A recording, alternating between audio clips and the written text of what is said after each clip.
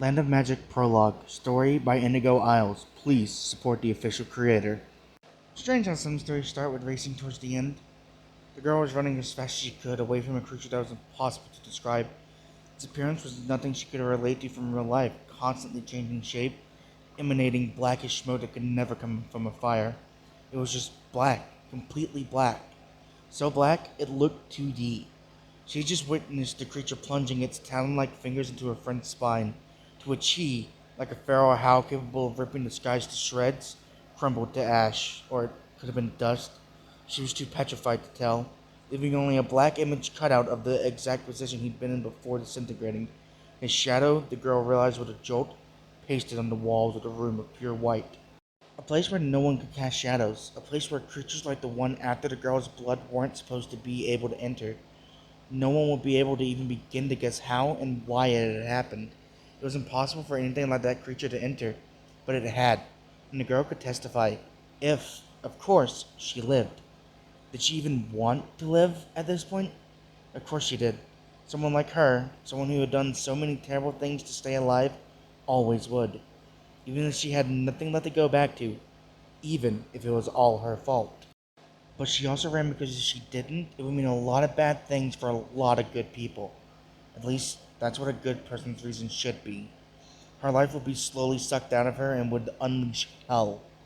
But when she tried to think of it that way, that she was doing the selfless thing by staying alive, it didn't feel right. She knew she was doing it entirely for herself. She also knew that she was scared. Very scared.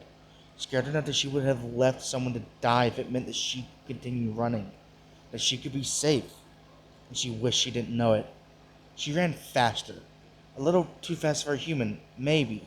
But now, any limit to her speed was undesirable, as the creature was unbelievably fast itself and was already close behind, even after she had gotten a few minutes head start. Her surroundings were a blur. All she could tell was that she was surrounded by a thick mess of trees, rocks, and bushes, and it was pitch dark, with only the light of the moon and the stars to guide her. The sounds of her footsteps were plagued with the crushing of dry leaves and the snapping of twigs. She could actually smell the metal of her own fear pulsing in her blood. The creature fed on that. Speed was her only advantage, and exactly how long was that going to work in her favor? I can't hide from it, she then realized, and a feeling of sharp cold that had nothing to do with the night's air set into her mind. She was beyond noticing, however. She was just amazed she still had the ability to think. The girl remembered what it was like to run from something that would inevitably catch you. She'd had a lot of time to think about it, and she'd learned quite a few things. One thing about being chased like that was that you always realized too late that you were doomed. People tend to have that one last hope in a near-death situation that if they tried hard enough, ran fast enough, they could survive.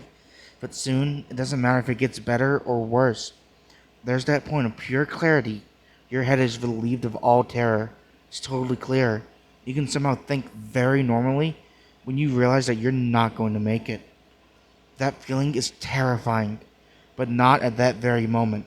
Remember, you're trying to save yourself, so you just feel a dreadful cold steal over your entire body. Even chokes you a little, but it doesn't matter. You will be dead anyway.